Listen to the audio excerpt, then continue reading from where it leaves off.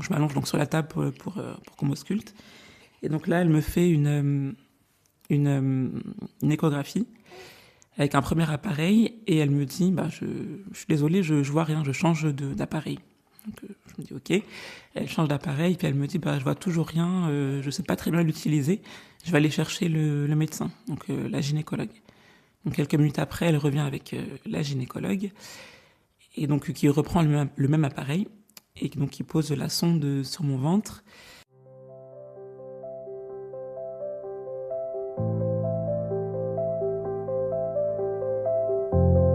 Bienvenue dans Femmes en Action podcast. Des femmes, des parcours, des vies transformées par Dieu. Ici, on parle vrai. Pas de masque, pas de faux semblants. Des témoignages authentiques pour fortifier, réconforter et inspirer. Femmes en Action, quand la foi des femmes éclaire le chemin des autres. Avant de commencer, je vous rappelle que nous sommes dans une mini-série consacrée au deuil maternel tout au long du mois de juillet. Si vous n'avez pas encore écouté les témoignages de Sabrina, Laetitia et Renée, je vous invite à le faire. Aujourd'hui, je reçois une femme qui a traversé l'une des douleurs les plus bouleversantes qu'une mère puisse vivre. Alors que sa grossesse se déroulait bien et qu'elle approchait de la rencontre avec son bébé, tout a basculé à la fin du 8e mois. Son enfant est décédé in utero. Un drame brutal, incompréhensible. Cette épreuve qui vient bousculer la foi, les certitudes, les projets et parfois même la vision que l'on a de Dieu. Dans cet épisode, elle vient nous partager avec beaucoup de sincérité son parcours à travers le deuil maternel, les questions sans réponse, la douleur, mais aussi l'espérance qu'elle a trouvée en Jésus pour continuer à avancer. Un témoignage profondément humain, rempli de vérité, de vulnérabilité et de foi. Je vous laisse découvrir son témoignage. Bonjour Laetitia. Bonjour Ophélia. Est-ce que tu peux te présenter en quelques mots pour nos auditrices et éventuellement nos auditeurs qui traîneraient une oreille par là? Ok, alors je m'appelle Laetitia, j'ai 33 ans. Je suis mariée depuis bientôt 5 ans. Et donc j'ai 2 enfants, mais on va dire 3 officieusement. Donc le premier enfant qui est décédé, donc qui s'appelle Moïse. Et après j'ai une fille qui s'appelle Eva, qui a 2 ans, et un petit bébé d'1 mois. Qu'on pourra éventuellement entendre au micro, voilà. Et comment la foi fait partie de ta vie aujourd'hui? Elle est dans mon quotidien en fait. Quotidiennement, je m'adresse à Dieu, en enseignant aussi aux enfants. Ça me permet de me rapprocher de Dieu, de leur transmettre des valeurs, mais au quotidien. Ok. Si tu devais choisir un mot pour décrire ta relation avec Dieu, lequel choisirais-tu? Je dirais recherche, parce que je pense que ça fait plusieurs années en fait que je le cherche, que je cherche à entendre sa voix. Et en fait, ma relation avec Dieu n'est pas toujours constante, mais quand je m'éloigne, je cherche toujours à revenir vers lui en fait, à savoir qui il est, à mieux le connaître, à chercher dans sa parole. Donc oui, je dirais recherche. Ok. Avant de parler du drame que tu as traversé, j'aimerais revenir un peu au début de cette grossesse.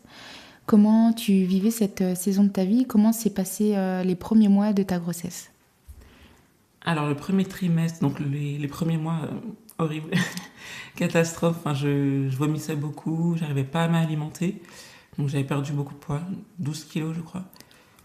Ouais, je me sentais assez seule, je pouvais même pas aller travailler en fait. Donc premier trimestre, plutôt catastrophique. Deuxième trimestre, ça allait mieux, beaucoup mieux, je pouvais aller travailler, je me sentais mieux. Je commençais vraiment à apprécier la grossesse.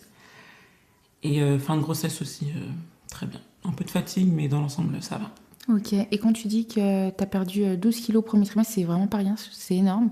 Est-ce que tu as été accompagnée médicalement à ce moment-là? Est-ce que les professionnels de santé ont regardé si bébé allait bien? Comment ça se passait?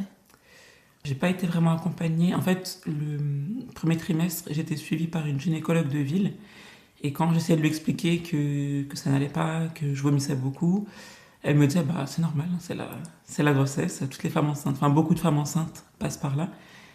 Et donc oui, pas du tout, je me sentais pas du tout entendue, donc j'ai pas été suivie, donc en fait j'ai vécu ça un peu dans mon coin. Et ensuite, je ne sais plus pourquoi, mais elle pouvait plus me suivre. Et au final, c'était un mal pour un bien parce que je me suis inscrite donc à la maternité. Et là, ça allait mieux. Ok. Ok. Et ça allait mieux les premiers mois de grossesse. Après le deuxième trimestre, tu dis que ça se passait bien. Et est-ce qu'il y avait un moindre signe inquiétant par rapport à ta grossesse ou comment ça se passait concrètement avec les examens médicaux? Tout allait bien, donc j'avais les suivis chaque mois, prise de sang, j'avais même des petites échographies, en plus des 3 échographies officielles. Et à chaque fois, tout allait bien. La sage-femme me répétait toujours ça va, le bébé fait tout bien. Ok. Et par rapport à Dieu, comment tu te situais dans cette période de ta vie? J'étais très reconnaissante parce que je sais qu'il y a des personnes qui ont du mal à avoir des enfants ou à tomber enceinte. Et nous, ça arrivait assez facilement, donc j'étais reconnaissante. Et ça m'a même reconnectée, je dirais, à Dieu parce que je priais plus. J'ai l'impression que j'avais une prière en plus pour le bébé. Et je chantais même aussi des louanges pour le bébé. Donc spirituellement, ça allait bien. J'étais reconnaissante envers Dieu de cette grossesse et ça m'a rapprochée de lui. Ok. Et après, tu expliques que le troisième trimestre aussi, ça s'est bien passé. Là, j'imagine, non, c'est au deuxième trimestre, vous avez dû faire l'échographie pour le sexe. Est-ce que tu savais, tu as voulu savoir ou pas? Alors moi, oui, je voulais savoir. Mon mari voulait pas savoir. Ok. J'ai hésité, mais au final, non, j'ai craqué. Donc moi, je savais. Donc c'était un petit garçon. Donc j'ai gardé le secret en fait. Donc il n'y a que moi qui savais. Parce que comme mon mari n'était pas au courant, il voulait pas non plus que je le dise à d'autres personnes. Ouais. Donc il n'y a que moi et les soignants qui savaient. Ok, waouh, ça doit être un petit secret assez dur à garder, ne pas dire quand on parle il, mais de rester le bébé, quoi. Ok, et le troisième trimestre aussi, tu nous expliques que ça s'est bien passé? Oui, plutôt bien. Ça allait, j'allais encore travailler. J'ai pris le congé maternité au moment du congé maternité, j'ai pas pris de congé en plus. Mhm. D'arrêt maladie à cause de fatigue ou autre, ça allait. Ok, et là, tu nous expliques que deuxième, troisième trimestre, tout se passe bien, et il y a un moment de bascule qui arrive aux alentours du huitième mois. Est-ce que tu peux nous en dire plus? Oui. Alors c'était à la fin du 8e mois, exactement 36 semaines plus de jours. Donc j'étais presque au 9e mois. Donc c'était la veille de Noël. Avec mon mari, on s'était préparé parce qu'on devait aller voir la famille justement pour les fêtes. On va se coucher, donc, comme chaque soir. Et en fait, pendant la nuit, je sens... déjà, j'arrive pas à dormir. Je sais pas pourquoi, j'arrive pas à trouver le sommeil. Et pendant la nuit, en fait, je sens une gêne dans le ventre. Et quelques minutes après, un écoulement. Donc je vais voir aux toilettes. Et en fait, je perdais du sang. Mais j'étais pas inquiète. Je sais pas, je me suis dit, bon, je perds du sang. Peut-être que c'est le bouchon muqueux. Des fois, il y a des femmes qui perdent le bouchon muqueux. Même si c'est pas censé saigner autant. Mais je sais que quand même, quand tu perds du sang, il faut aller à la maternité. Donc je réveille mon mari pour qu'on aille à la maternité. Donc on y va, il était peut-être 5 heures du matin. Donc on y va. Et arrivé là-bas, donc on est accueilli par l'équipe de nuit. Et donc j'avais mis une serviette hygiénique pour pas tacher la voiture. Et donc arrivé là-bas, on me demande donc de me déshabiller pour m'ausculter. Et donc quand quand je me déshabille, donc la sage-femme voit le sang en fait qui avait coulé. Et elle a l'air un peu inquiétée. Elle me dit ah oui quand même. Donc moi je fais pas attention. Je m'allonge donc sur la table pour qu'on m'ausculte. Et donc là elle me fait une échographie avec un premier appareil et elle me dit bah je suis désolée, je vois rien, je change d'appareil. Donc je me dis ok. Elle change d'appareil puis elle me dit bah je vois toujours rien, je sais pas très bien l'utiliser. Je vais aller chercher le médecin, donc la gynécologue. Donc quelques minutes après, elle revient avec la gynécologue et donc qui reprend le même appareil et donc qui pose la sonde sur mon ventre et là qui me dit bah, je suis désolée mais le petit cœur du bébé s'est arrêté.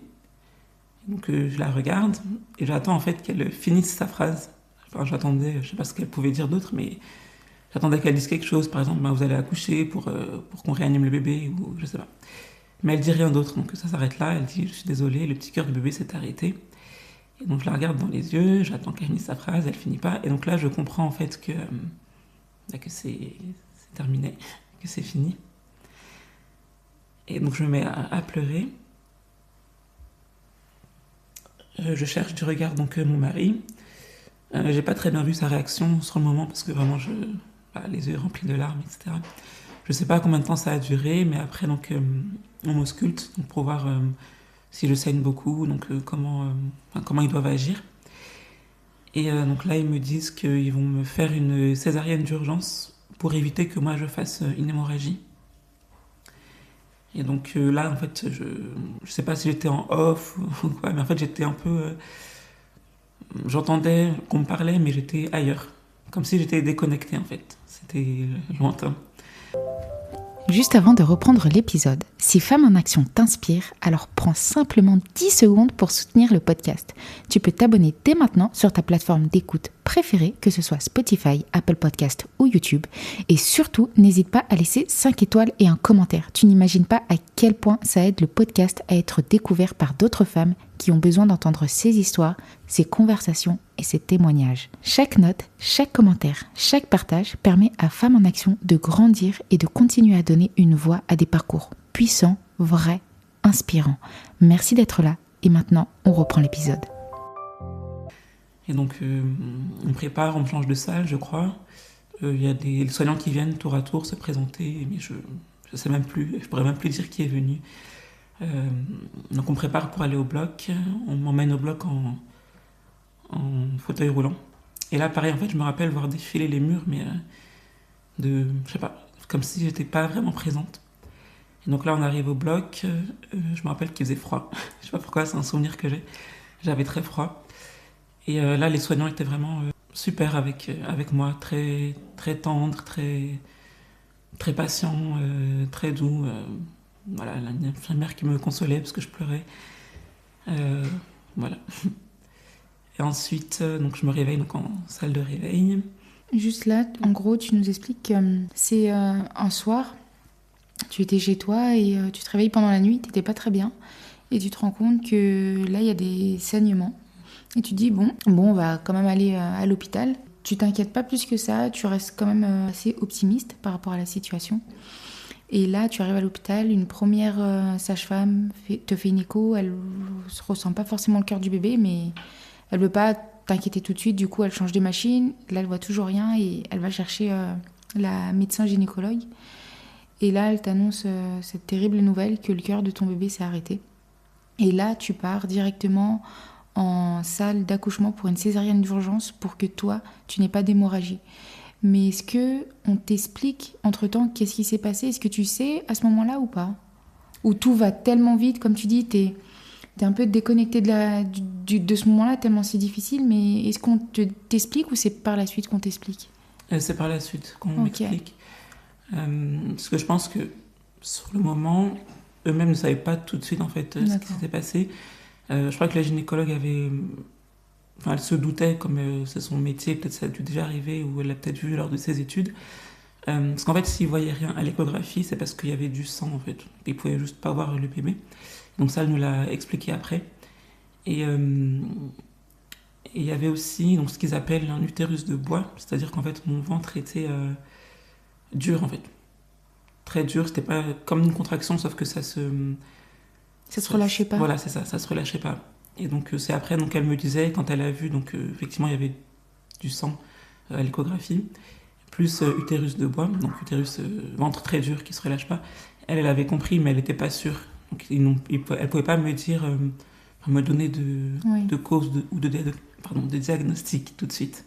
Je pense qu'ils attendaient vraiment l'opération et ils ont aussi envoyé mon placenta en analyse.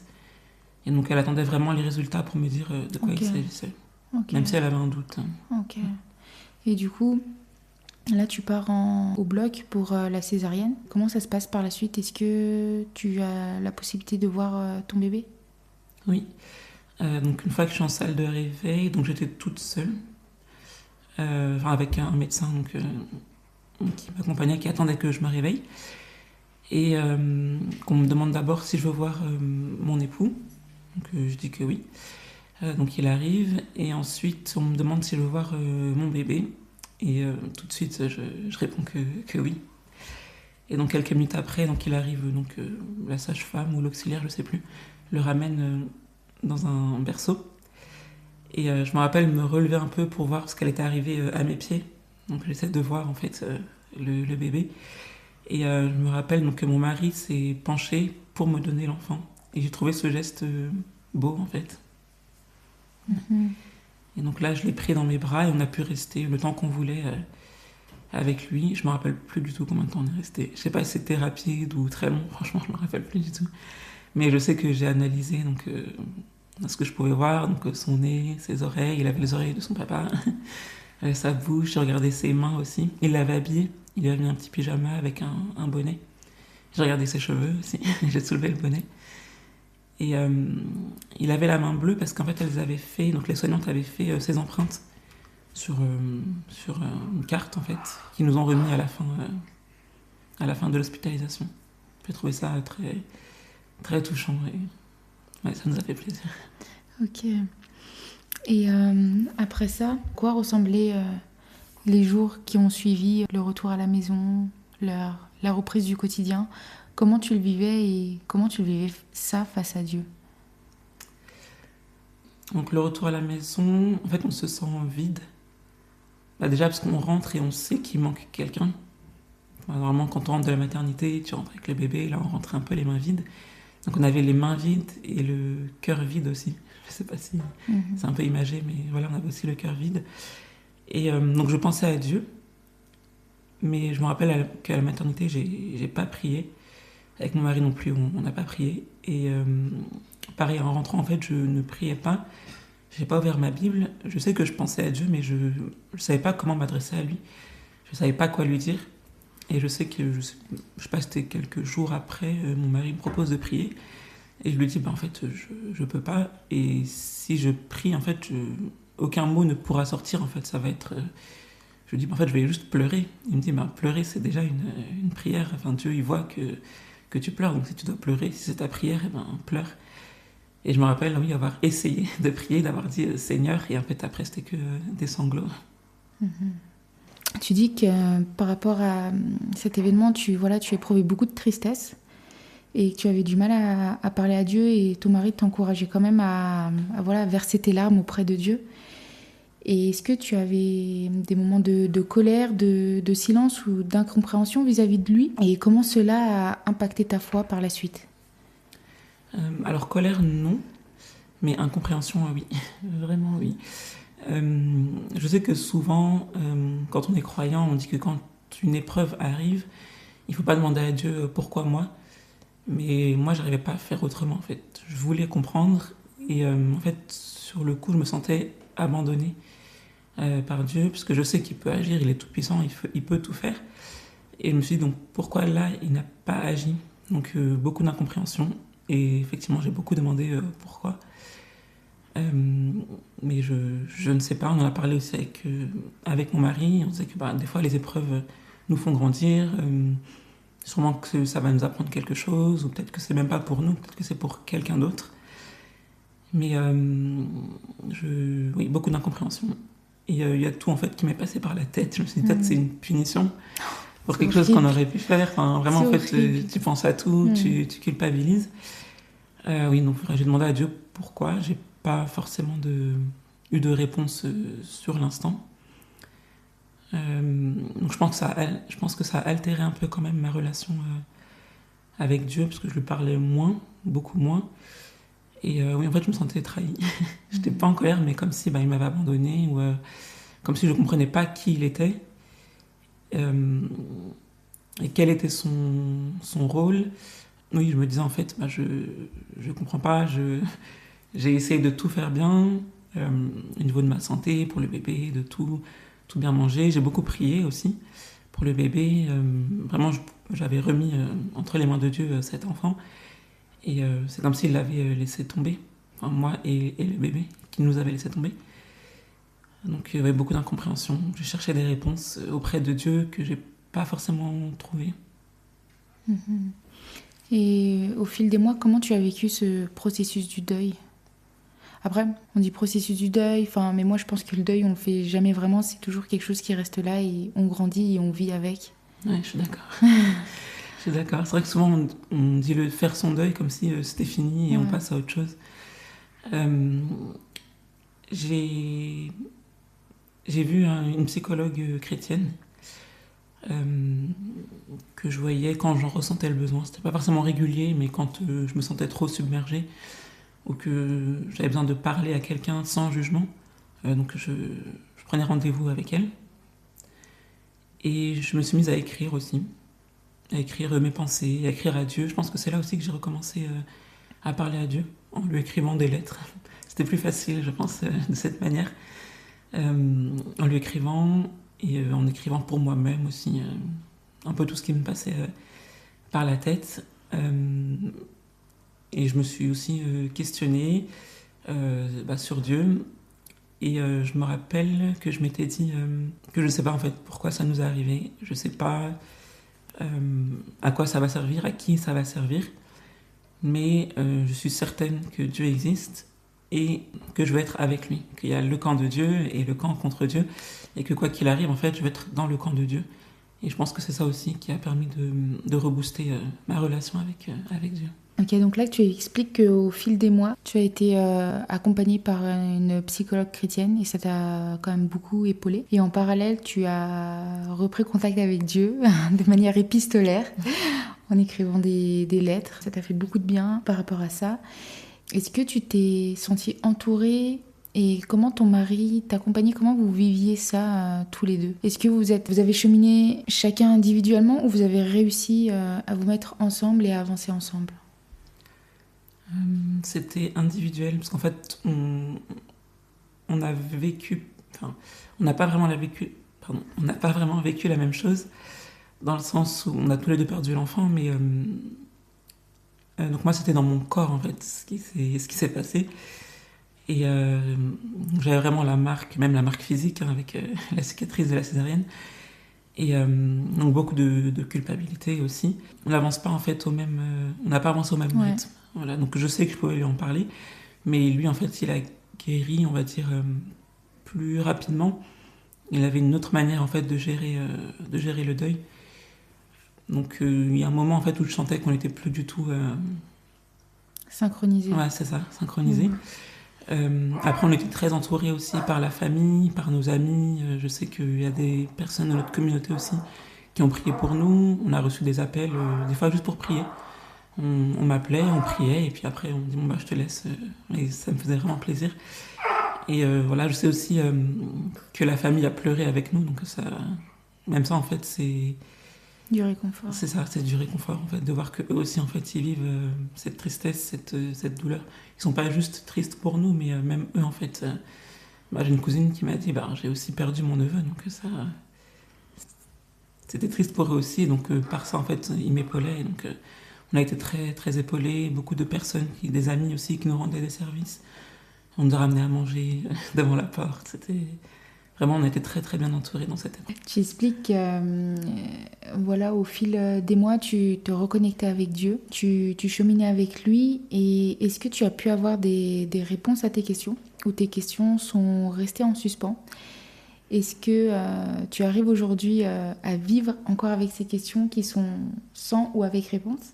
Est-ce que pendant cette période-là, également, il y a eu des paroles ou des versets qui t'ont aidé à tenir? Alors oui, je me suis reconnectée à Dieu, et ce qui m'a aidé aussi, c'est l'espérance qu'on a en Christ. Donc tout à l'heure aussi, donc j'avais pas répondu à l'autre partie, mais donc on parlait du processus de deuil. Ce qui m'a aidé aussi, c'est de savoir justement qu'en fait, on est sur cette terre, mais qu'à la fin, en fait, il y a beaucoup mieux pour les enfants de Dieu. Que de se dire que là, on souffre, mais qu'à la fin, en fait, tout ira mieux. Donc voilà, j'avais cette espérance-là, de savoir que c'est pas la fin, en fait. Le monde continue, c'est pas la fin. Et oui, il y a un verset qui m'a aidé. C'est donc Apocalypse 21, verset 4, qui dit, donc je le connais pas par cœur, mais donc en gros, donc ce verset dit que donc à la fin il n'y aura plus ni cri, donc la mort ne sera plus, il n'y aura plus ni cri, ni deuil, ni douleur, parce que toutes ces choses auront disparu. Et vraiment oui, en fait, ce verset m'a aidé, de savoir que Dieu est là, en fait, il ne nous oublie pas, et il a prévu quelque chose d'immensément mieux, en fait, pour nous. Mm-hmm. Mm-hmm. Du coup, tu nous expliques que pendant toute cette période, tu t'as pris vraiment ce passage d'Apocalypse et tu te l'es vraiment approprié comme une promesse. Ça t'a beaucoup aidé à tenir et également le soutien de ta famille, de tes proches, que tu voyais que c'était pas juste un soutien artificiel, mais vraiment qui partageait la même peine que toi. Et ça t'a beaucoup accompagné. Malgré la douleur, tu dis que Jésus t'a permis d'avancer. À quoi ressemblait concrètement cette espérance dans ton quotidien?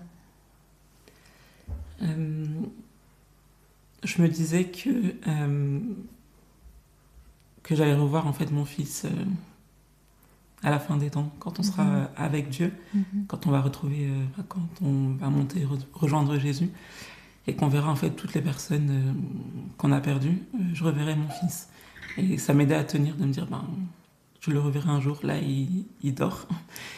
Et quand Jésus reviendra, je serai avec lui et avec Dieu. Donc oui, c'est ça en fait, cette pensée qui m'aidait concrètement à tenir. Mais voilà. Ok. Et aujourd'hui, tu as eu 2 autres enfants. Et comment aussi ce processus de dire bah, on continue, on fait quand même d'autres enfants. Est-ce que ça a été compliqué, ça a été difficile? Comment vous avez cheminé tous les deux par rapport à ça?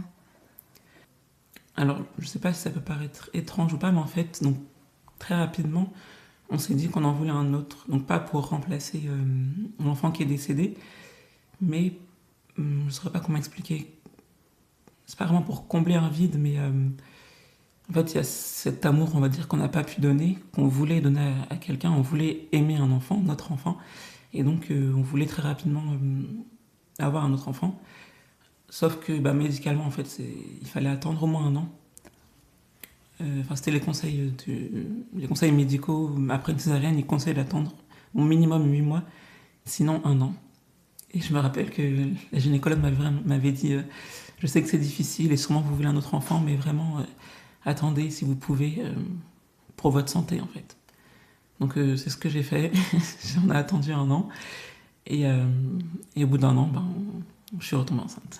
Ok, ok, d'accord. Et par la suite, la grossesse est arrivée à terme. Tu as eu un deuxième enfant Oui. qui est né. Et par la suite, tu as eu un troisième enfant. Oui. Et aujourd'hui, ils sont là avec toi. Et quand tu regardes cet événement qui s'est passé, comment tu le regardes de manière rétrospective? Comment tu te positionnes? Parce que maintenant, voilà, tu as évolué, tu as aussi évolué en tant que mère, tu as évolué spirituellement. Comment tu te positionnes et tu regardes ce qui s'est passé? Est-ce que tu as toujours les mêmes questions ou pas? Alors, je me demande plus pourquoi moi. Je me demande plus ça. Il y a un autre verset aussi qui m'avait aidé, c'est Ma grâce te suffit. Et donc je me suis dit, même si en fait, en tant que chrétien, il nous arrive des malheurs, on n'est pas immunisé contre le drame, même s'il nous arrive des malheurs, en fait, la grâce de Dieu nous suffit. Donc ça rejoint ce que je disais par rapport au fait qu'à la fin, en fait, bah, on sera avec Dieu, quoi. On a accès au salut. Donc peu importe ce qu'on va vivre ici-bas, en fait, on sera sauvé à la fin. Et par rapport aux questions, ah oui, si, j'ai quand même une question qui est restée sans réponse. C'est à qui ou à quoi va servir cette épreuve. Je sais pas si ça m'a fait grandir. Je sais que je suis plus résiliente, je pense. J'ai aussi compris qu'on contrôle rien, qu'on n'a pas le contrôle sur tout. Ça m'a permis aussi de me concentrer sur l'essentiel. Donc ma famille, Dieu. Mais bah, peut-être qu'avec ce podcast, en fait, peut-être que je vais encourager des femmes et que peut-être c'est pour ça euh, que, que cette épreuve est arrivée. Peut-être que même là, le fait d'en reparler 3 ans après, ça va me servir à moi. J'ai l'impression déjà, je sais pas, que ça fait un travail sur moi. Donc voilà, des fois on ne sait pas, des fois la réponse arrive Après, après. moi j'aime bien dire que... Enfin, pour moi c'est comme ça que je conçois les choses par rapport à Dieu, c'est que voilà, on est chrétien. Il pleut autant sur les bons que sur les méchants, dans le sens où ben voilà, il va arriver les mêmes choses aux chrétiens qu'aux non-chrétiens. Mais de nos malheurs, Dieu va s'accommoder de ça. C'est pas lui qui qui envoie clairement les malheurs qu'on vit, mais il va s'en accommoder et permettre de faire ressortir quelque chose de vraiment beau et de magnifique de ça, pour nous transformer. Et comme tu dis, même si on ne le voit pas tout de suite, et clairement on ne veut pas le voir en fonction de ce qu'on vit, je suis persuadée que après, Dieu il arrive à faire naître une magnifique rose. J'ai cette image du nénuphar là où, voilà, le nénuphar en général, c'est pas, il naît dans un endroit vraiment sale, le marais et tout, les algues, c'est pas beau. Et après, il y a une magnifique fleur qui en sort et c'est incroyable. Et je me dis que cette vie sur Terre et les malheurs qu'on vit, c'est ça. Dieu, il les transforme pour les rendre en quelque chose de beau. J'en suis persuadée. Et qu'est-ce que tu aimerais dire à une maman qui traverse actuellement un deuil périnatal ou maternel ? Que Dieu voit sa peine. Sûrement il pleure avec elle, parce que lui aussi il perd un enfant. Et de s'autoriser en fait à ressentir tout ce qu'on ressent. Des fois on a l'impression qu'on ne devrait pas ressentir telle ou telle chose, mais si en fait s'autorise à tout ressentir, à pleurer. Et qu'en fait avec le temps, c'est un peu bateau mais c'est vrai, avec le temps en fait ça va mieux. Il y a toujours le souvenir en fait de ce bébé. Mais je trouve en tout cas que le souvenir est plus doux. Voilà, c'est un peu comme une cicatrice. Au début, ça fait mal. Mais avec le temps, la cicatrice est toujours là, on la voit. Mais c'est plus douloureux. C'est moins douloureux en tout cas. Quelle vérité ou quel encouragement aurais-tu aimé entendre plus tôt ? Par rapport à Dieu, justement, que Dieu est là. Même si... quand je me sentais abandonnée, en fait, qu'il était là et qu'il me portait. Encouragement, ça prendra le temps que ça prendra, mais qu'en fait, ça ira et de prendre le temps de cheminer avec Dieu. Ok, merci beaucoup pour ton témoignage, Laetitia. Merci à toi d'avoir écouté.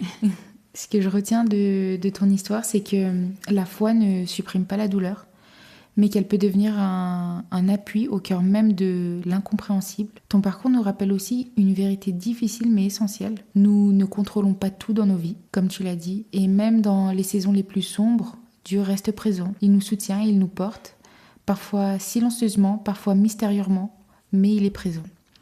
Et si aujourd'hui tu écoutes cet épisode en portant un deuil maternel, périnatal ou une blessure liée à la perte d'un enfant, j'aimerais simplement te dire ceci. Ta douleur est réelle. Ton bébé a compté et tu n'as pas à traverser cela seul. Il existe des associations d'accompagnement telles que Agapa et aussi une communauté bienveillante et je t'invite vraiment à en parler autour de toi. Merci d'avoir écouté cet épisode de notre mini-série autour du deuil maternel. On se retrouve la semaine prochaine pour notre dernier épisode de cette mini-série. Prenez soin de vous. Merci d'avoir écouté Femmes en Action. Chaque témoignage est une vie touchée par Dieu et peut-être aujourd'hui la tienne. Si cet épisode t'a parlé, pense à le partager à une femme qui en a besoin.